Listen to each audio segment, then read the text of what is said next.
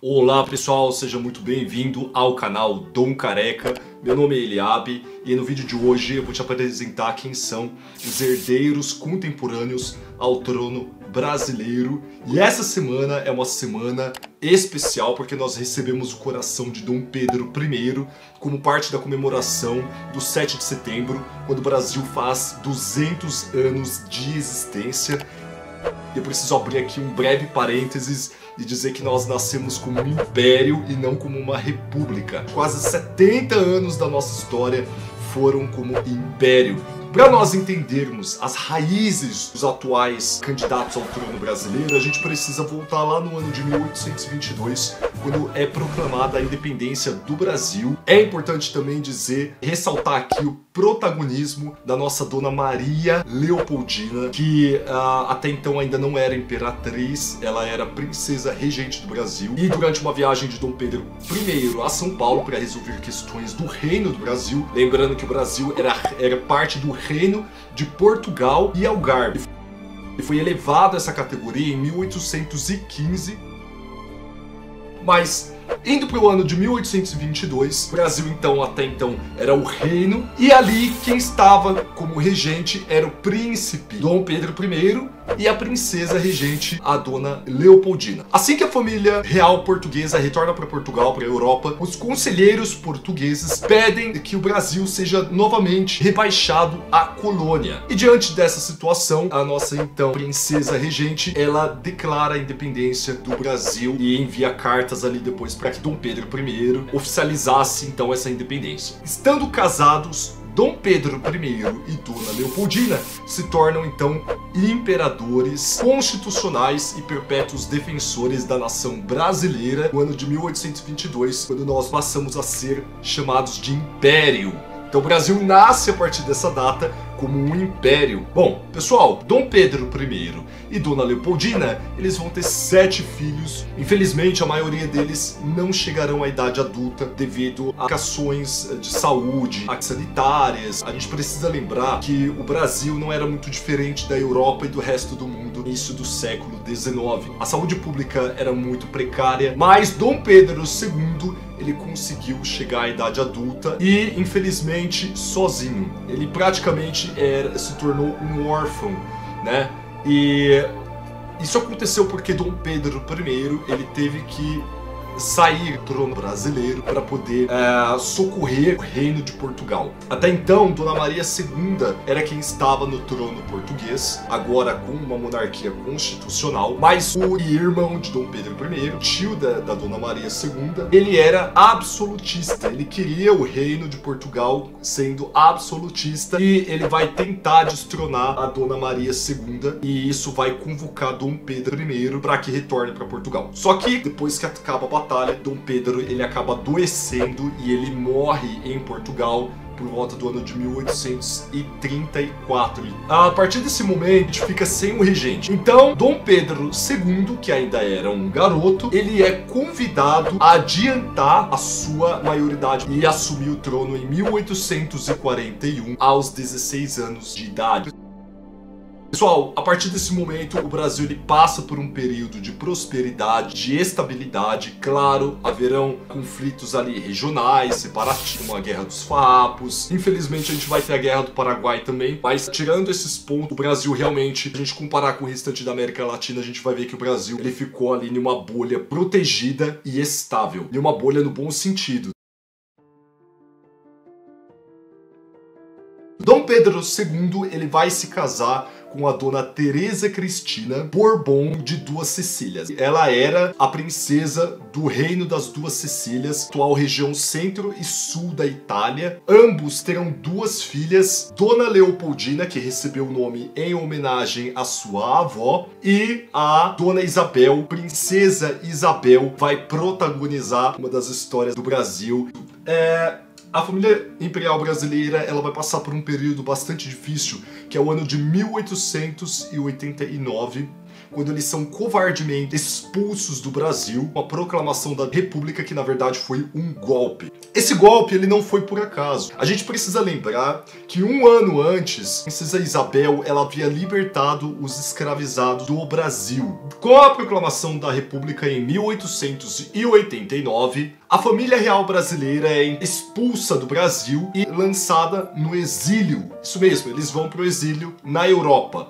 E aí a gente vai ter então a descendência a partir da nossa princesa Isabel. Isso é uma grande pena, pessoal. Eu tenho que fazer um breve parênteses aqui para dizer o que o Brasil poderia ter sido no ano de 1889 em diante, caso não tivesse havido a proclamação da República.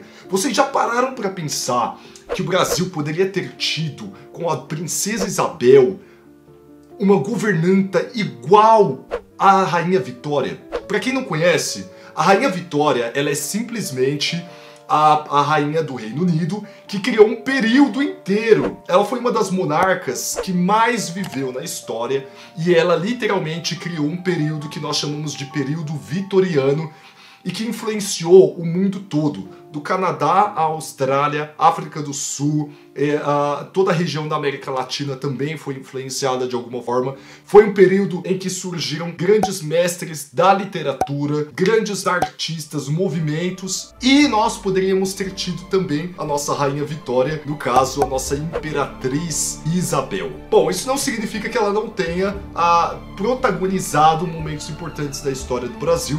Durante em três oportunidades, ela foi imperatriz do Brasil durante a ausência do seu pai. Então, embora muitos políticos da época não crescem ou não quisessem uma mulher no poder, ela já tinha condições de ser uma imperatriz do Brasil. Bom, ela vai ter 3 filhos com o príncipe Gastão de Orleans, o Conde de, e eles vão ter 3 filhos. Por isso que a gente tem o Orleans aí no meio, porque da realeza francesa, que é de onde vem o Conde de, beleza? Bom, eles vão ter então o príncipe do Grão-Pará, que vai ser o Pedro de Alcântara, Orleans e Bragança, Luís e Antônio também, Orleans e Bragança. A família imperial ela vai retornar para o Brasil depois da Segunda Guerra Mundial em 1945.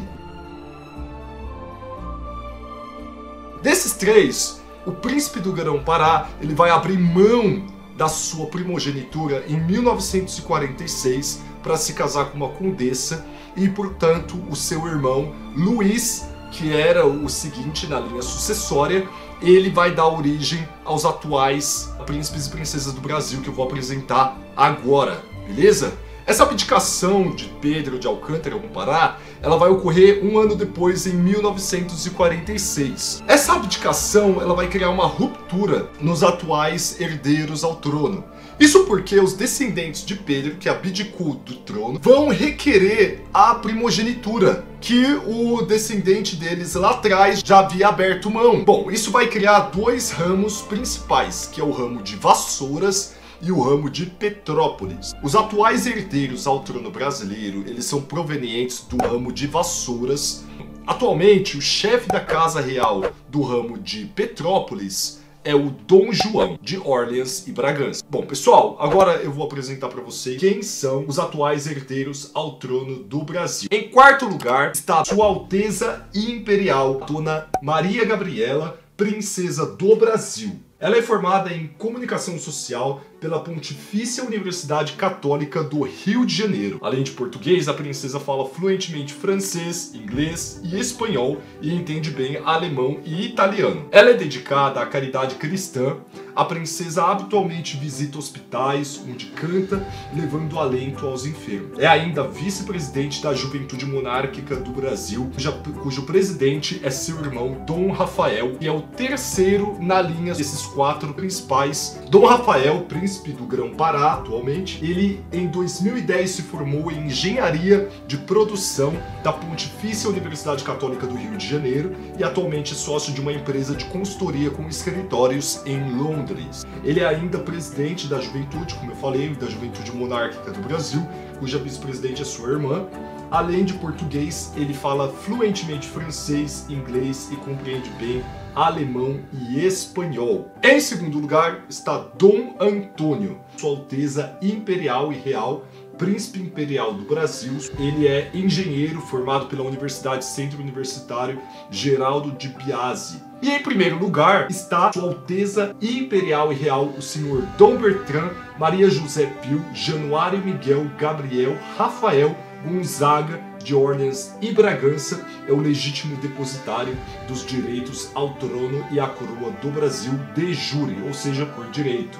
Imperador constitucional e defensor perpétuo do Brasil. Ele se formou em Direito pela Faculdade de Direito do Largo de São Francisco, na Universidade de São Paulo. Além de português, o príncipe também fala fluentemente francês e compreende bem alemão, inglês e espanhol. Bom, pessoal, por hoje é isso, mas eu gostaria de deixar uma breve reflexão para vocês a respeito da justiça, que se encontra lá em Romanos, capítulo 13, versículo 7, que diz: portanto, dai a cada um o que deveis. A quem tributo, tributo. A quem imposto, imposto. A quem temor, temor. E a quem honra, honra. Ou seja, não é errado nós nos dirigirmos a uma pessoa que está em uma hierarquia acima de nós, porque ela foi preparada para aquilo. Os príncipes brasileiros, eles são preparados para poder governar o país, para lidar com questões ali do império, do futuro império, né? E é importante que a gente comece a criar essa cultura monárquica no Brasil, de nos dirigirmos a ele como um império e dar o devido direito aos nossos príncipes. Eles não estão lá de forma arrogante, achando que nós somos inferiores e que eles são superiores. Muito pelo contrário, os monarcas, eles têm total consciência de que eles estão servindo a nação e o país. Lá em Eclesiastes 10, 6 e 7, vai dizer que o tolo assentam em grandes alturas, mas os ricos estão assentados em lugar baixo. Vi servos a cavalo e príncipes que andavam a pé, como servos sobre a terra. Pessoal, olha só que interessante. Esse versículo, quando ele se refere a ricos, ele não se refere a pessoas que têm posses, mas necessariamente a pessoas ricas de intelectualidade e de formação para de fato governarem. Então essas mensagens, elas ficam para nossa reflexão. Quem nós estamos colocando para nos governar, pessoal? Será que nós estamos colocando nobres, homens que têm exemplos na sua própria família, cuja justiça e a integridade estão já enraizadas desde muito antes da fundação dessa nação? Ou será que nós estamos colocando tolos, homens que estão lá pensando apenas nas suas ganâncias, sem se importar com o dia de amanhã, pensando apenas no próximo governo, nos próximos eleitores? Bom, pessoal, o vídeo de hoje era para apresentar os príncipes e princesas para vocês. Se inscreve aí no canal, deixa o seu like, aperta a campainha e ó, eu gostaria de te pedir, comenta aí embaixo. Pessoal, muito obrigado por ter ficado até aqui e a gente se vê na próxima. Fiquem com Deus, Deus te abençoe.